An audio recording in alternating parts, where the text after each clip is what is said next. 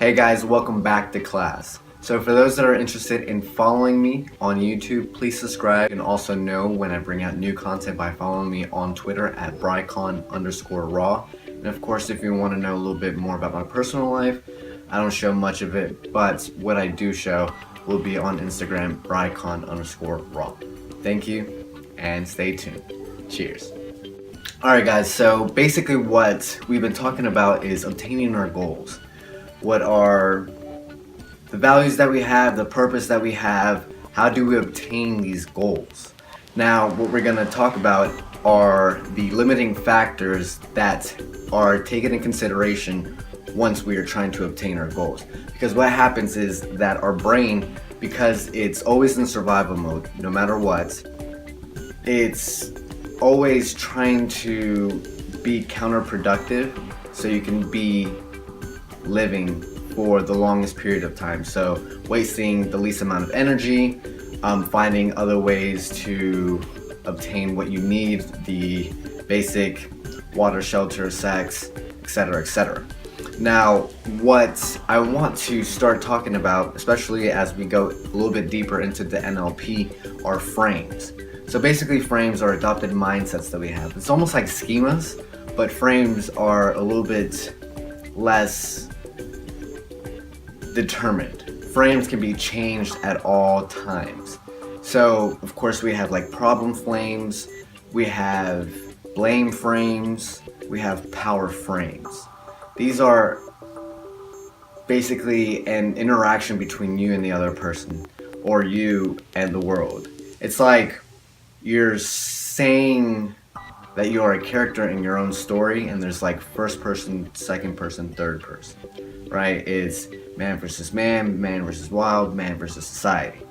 So now you have these frames that sometimes limit you. So these problem frames, and sometimes it finds a way to tell you that this is your reality. So reality is perception. So how you perceive things is how the environment's gonna perceive you, basically, in so little words. We talked about this a little bit earlier within how we have evocative and provocative understandings of biosocial criminology.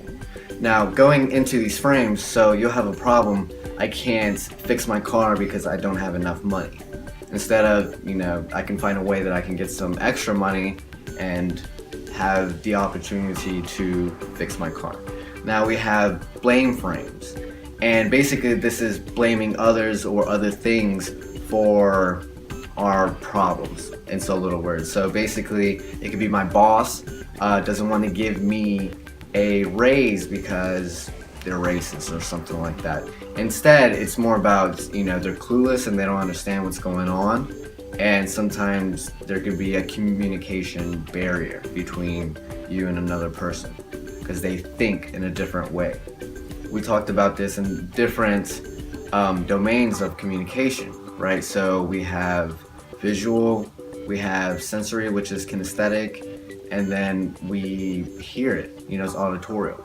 So understanding these different perspectives is very crucial. So it's basically, what are the results that you want? So we are understanding that as we adopt different frames, our reality starts to change as well.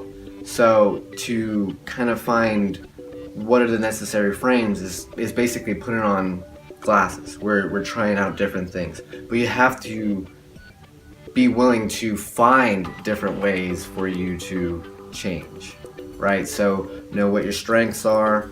As you found that out, what are your limiting beliefs? What is limiting you, and what are your weaknesses? Can you fix on those, or do you need to continue working on your strengths? And then see if you can balance that with a different approach in terms of, can I do this differently? Can I find someone that can teach me differently? Do I learn this a different way than most people? What is it that I'm not understanding? And then start asking, what for? What is the reason for this, right? And it could be different things.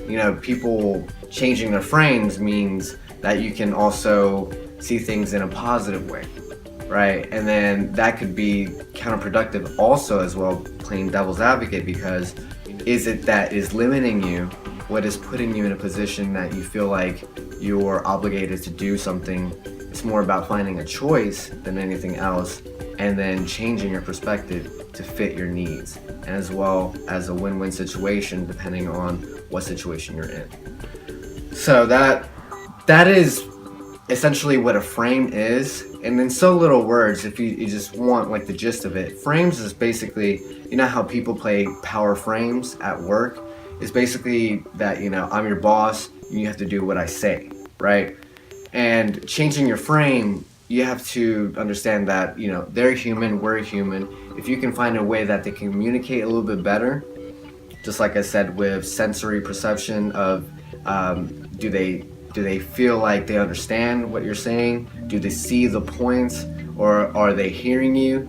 You have to see what their communication style is, and then you understand that as you already change your frame, you have the ability to find the possibilities, right? So you have different options, and then as we talked about before, you select one and then you go with it. So that's making decisions for your own self, and that you're not limited with these little confounds. Sometimes you're given two choices, but you have to see if you have some wiggle room as well, because not everything is black and gray. I mean, black and white. It's more a little gray sometimes. Sometimes it's just like a yes or no question, but there's always the chance that it may be. Alright guys, so hope that made sense, and if you have any questions, feel free to comment. This is a little bit more complicated stuff just because we're going more in depth within psychology, your psyche, your understanding, your beliefs, your values, and your identity. Alright guys, so I'm out and about, what I just talked about.